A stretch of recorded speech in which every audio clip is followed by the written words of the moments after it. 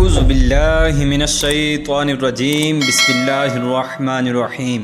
اللہ تبارک و تعالیٰ کے نام سے شروع جو بڑا مہربان اور نہایت رحم کرنے والا ہے۔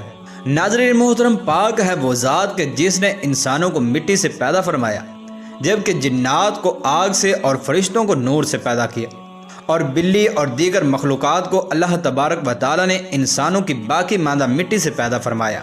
ناظرین محترم، دیگر جانوروں میں سے بلی کو یہ خصوصیت حاصل ہے کہ بلی آپ کے جنت یا جہنم میں جانے کا سبب بن سکتی ہے۔ چنانچہ حضرت علقمہ رضی اللہ تعالی عنہ بیان کرتے ہیں کہ ہم حضرت عائشہ صدیقہ رضی اللہ تعالی عنہ کی خدمت کے اندر حاضر تھے، اور ہمارے ساتھ حضرت ابو ہریرہ رضی اللہ تعالی عنہ بھی اسی وقت موجود تھے۔ چنانچہ حضرت عائشہ صدیقہ رضی اللہ تعالی عنہ نے فرمایا کہ اے ابو ہریرہ، کیا آپ نے وہ حدیث بیان کی ہے کہ ایک عورت کو ایک بلی کے ستانے پر جہنم میں عذاب دیا گیا؟ تو حضرت ابو ہریرہ رضی اللہ تعالی عنہ نے عرض کیا، جی ہاں، میں نے حضور اکرم صلی اللہ تعالی علیہ وآلہ وسلم سے ایسے ہی سنا ہے۔ تو حضرت عائشہ صدیقہ رضی اللہ تعالی عنہ نے فرمایا کہ مومن اللہ کے نزدیک اس سے زیادہ قابل قدر ہے کہ اس کو صرف ایک بلی کی وجہ سے عذاب میں مبتلا کیا جائے۔ وہ عورت بلی پر ظلم کرنے کے ساتھ ساتھ کافرہ بھی تھی۔ اور ابو ہریرہ، آپ سن لیں کہ جب آپ حضور صلی اللہ تعالی علیہ وآلہ وسلم کی کوئی حدیث بیان کریں تو پہلے غور کر لیں کہ وہ حدیث کس طرح سے بیان کرنی ہے۔ ناظرین محترم، اس حدیث پاک سے پتہ چلتا ہے کہ ایک عورت نے بلی پر ظلم کیا اور اسے بھوکا باندھے رکھا اور کچھ بھی کھانے پینے کو نہ دیا، یہاں تک کہ وہ بلی بھوک سے تڑپ تڑپ کر مر گئی۔ چنانچہ وہ عورت کافرہ تھی۔ چنانچہ اللہ تبارک و تعالیٰ نے اسے جہنم کے اندر عذاب دو وجہ سے دیا، ایک اس کے کفر کی وجہ سے اور دوسرا بلی پر ظلم و ستم کرنے کی وجہ سے۔ ناظرین محترم، اس کے ساتھ آپ کو یہ بھی بتاتے چلیں کہ بلی آپ کے جنت میں جانے کا سبب بھی بن سکتی ہے۔ چنانچہ ابن عساکر نے اپنی تاریخ میں حضرت شبلی رحمۃ اللہ تعالی علیہ کے ایک دوست سے نقل کیا کہ انہوں نے حضرت شبلی رحمۃ اللہ تعالی علیہ کو وفات کے بعد دیکھا اور پوچھا کہ اللہ تبارک و تعالی نے آپ کے ساتھ کیا معاملہ فرمایا ہے؟ تو حضرت شبلی رحمۃ اللہ تعالی علیہ نے جواب دیا کہ اللہ نے مجھے اپنے سامنے کھڑا کر کے مجھ سے پوچھا، اے ابو بکر شبلی رحمۃ اللہ تعالی علیہ، تجھے کیا پتہ ہے کہ میں نے کس وجہ سے تمہیں بخش دیا؟ تو حضرت شبلی رحمۃ اللہ تعالی علیہ فرماتے ہیں کہ میں نے کہا کہ میرے اچھے کاموں کی بدولت۔ تو اللہ تبارک و تعالی نے ارشاد فرمایا، نہیں۔ تو آپ فرماتے ہیں پھر میں نے عرض کیا کہ میرے عبادت میں اخلاص کی وجہ سے؟ تو اللہ تبارک و تعالی نے ارشاد فرمایا، نہیں۔ پھر میں نے کہا کہ میرے حج، روزہ اور نماز کا ثواب؟ تو جواب ملا کہ نہیں، میں نے ان چیزوں سے تمہاری مغفرت نہیں کی۔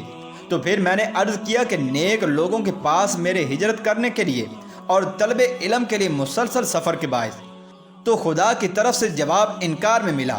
تو میں نے عرض کیا، اے میرے پروردگار، یہی تو وہ چیزیں تھیں جو میری مغفرت اور نجات کا سبب بن سکتی تھیں۔ چنانچہ اللہ تبارک و تعالیٰ نے فرمایا، میں نے ان میں سے کسی عمل کی بنیاد پر تمہاری مغفرت نہیں کی۔ تو پھر میں نے پوچھا، اے میرے مولا، کس عمل کی وجہ سے میری مغفرت ہوئی؟ تو اللہ تبارک و تعالیٰ نے فرمایا کہ تجھے کچھ یاد ہے کہ جب تو بغداد کی سڑکوں پر مارا مارا پھر رہا تھا اور تو نے وہاں بلی کا ایک بچہ دیکھا کہ جسے ٹھنڈک نے کمزور کر دیا تھا اور سردی کی شدت سے دیواروں کے کنارے کنارے لگا لگا پھر رہا تھا اور برف سے بچ رہا تھا، تو نے رحم کھا کر اسے اپنے اونی چوگے میں چھپا لیا تھا تاکہ وہ سردی سے بچ جائے اور اس کو تکلیف سے نجات مل جائے۔ میں نے عرض کیا، بے شک اللہ تبارک و تعالیٰ نے ارشاد فرمایا کہ میں نے تجھے اس بلی کے بچے پر رحم کھانے کی وجہ سے بخش دیا ہے۔ ناظرین محترم، یہ حضرت شبلی رحمۃ اللہ تعالی علیہ وہی ہیں جو حضرت جنید بغدادی رحمۃ اللہ تعالی علیہ کی صحبت میں بیٹھا کرتے تھے اور اپنے ابتدائی زمانے میں نہاوند کے حاکم رہ چکے تھے، اور بعد میں خیر النساء کی خدمت میں جا کر توبہ کی تھی۔ اور خیر النساء بہت بڑے بزرگ اور صاحب حال تھے، اور ہر وقت ان پر وجد کی کیفیت طاری رہتی تھی اور ہر وقت مستی اور یاد خدا میں ڈوبے رہتے تھے۔ ناظرین محترم، تو دیکھا آپ نے کہ کس طرح سے ایک بلی ایک شخص کے لیے نجات کا سبب بنی، جبکہ وہی بلی ایک عورت کے لیے عذاب کا سبب بنی۔ ناظرین محترم، اس کے علاوہ بلی ایک ایسا جانور ہے کہ جس کے ساتھ پیار و محبت کرنے کا درس ہمیں خود حضور اکرم صلی اللہ تعالی علیہ وآلہ وسلم نے اپنے عمل کے ذریعے سے بتایا ہے۔ چنانچہ حضرت عائشہ صدیقہ رضی اللہ تعالی عنہ سے روایت ہے کہ آپ رضی اللہ تعالی عنہ بیان فرماتی ہیں کہ حضور اکرم صلی اللہ تعالی علیہ وآلہ وسلم کے پاس ایک بلی آیا کرتی تھی تو آپ صلی اللہ تعالیٰ علیہ وآلہ وسلم اس بلی کے لیے پانی کا برتن جھکا دیتے تھے اور بلی اس میں سے پانی پی لیا کرتی تھی، اور پھر اس بچے ہوئے پانی سے حضور اکرم صلی اللہ تعالیٰ علیہ وآلہ وسلم وضو بھی فرما لیا کرتے تھے۔ ناظرین محترم، اس حدیث پاک سے پتہ چلتا ہے کہ بلی ایک ایسا جانور ہے کہ جس کے ساتھ محبت اور الفت کرنے کا درس ہمیں خود حضور اکرم صلی اللہ تعالیٰ علیہ وآلہ وسلم نے سکھایا ہے۔ پیارے دوستو، اس کے علاوہ ایک حیران کن بات یہ ہے کہ اللہ تبارک و تعالیٰ نے کتے کے بعد بلی ایک واحد ایسا جانور ہے کہ جسے اللہ تبارک و تعالیٰ نے انسان کی حفاظت کے لیے پیدا فرمایا، اور بلی یہ واحد جانور ہے کہ جس کی بدولت پہلے انسان دنیا کے اندر محفوظ رہے، وگرنہ آج دنیا کے اندر کوئی بھی انسان باقی نہ رہتا۔ ناظرین محترم، حضرت نوح علیہ السلام واحد اللہ کے نبی ہیں کہ جنہیں آدم ثانی کا لقب بھی دیا گیا ہے۔ آج دنیا کے اندر جتنے بھی انسان موجود ہیں ان کی نسل حضرت نوح علیہ السلام کی اولاد سے چلی ہے۔ پیارے دوستو، جب طوفان نوح کا موقع آیا تو اللہ تبارک و تعالی نے حضرت نوح علیہ السلام کو ایک کشتی بنانے کا حکم دیا۔ چنانچہ اس کشتی کی 3 منزلیں تھیں، ایک منزل پر جانور، جبکہ دوسری منزل پر انسان، اور تیسری منزل پر پرندے تھے۔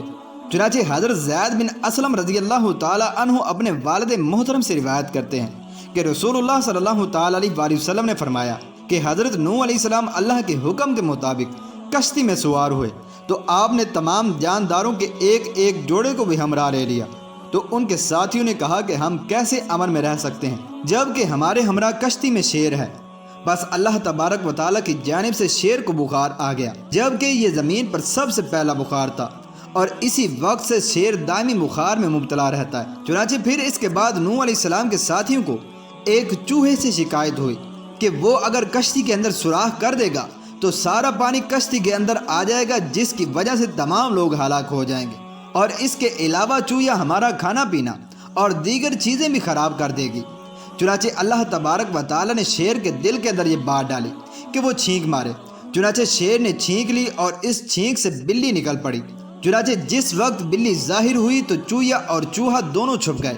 ناظرین محترم، اس روایت سے پتہ چلتا ہے کہ بلی واحد ایک ایسا جانور ہے کہ جس کی بدولت دنیا کے اندر آج ہم تمام لوگ موجود ہیں۔ پیارے دوستو، حضرت ابو ہریرہ رضی اللہ تعالی عنہ سے روایت ہے کہ حضور اکرم صلی اللہ تعالی علیہ وآلہ وسلم کی کچھ لوگوں نے دعوت کی تو آپ صلی اللہ تعالی علیہ وآلہ وسلم وہاں پر تشریف لے گئے۔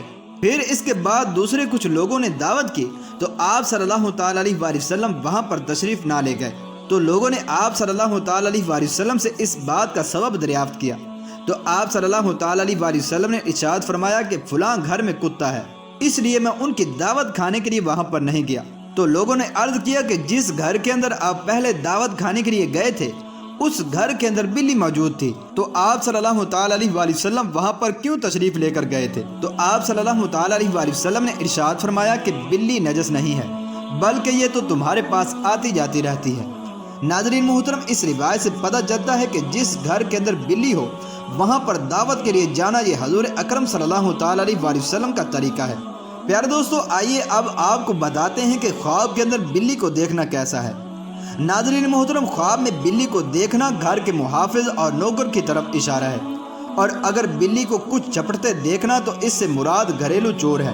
چنانچہ اگر کوئی شخص بلی کو خواب کے اندر دیکھے کہ وہ پنجہ مار رہی ہے تو یہ خادم کے خیانت کرنے کی طرف اشارہ ہے۔ پیارے دوستو، اسی طرح اگر کسی نے دیکھا کہ بلی کاٹ رہی ہے تو یہ 1 سال بیمار ہونے کی علامت ہے، اور اگر کوئی شخص بلی دیکھے اس حال میں کہ وہ میاؤں میاؤں نہ کر رہی ہو تو دیکھنے والے کے لیے 1 سال خوشحالی کی پیش خیمہ بنتی ہے۔ ناظرین محترم، ہم اللہ تبارک و تعالیٰ سے دعا گو ہیں کہ اللہ تبارک و تعالیٰ ہمیں تمام جانوروں کے ساتھ انس و محبت کا سلوک کرنے کی توفیق عطا فرمائے۔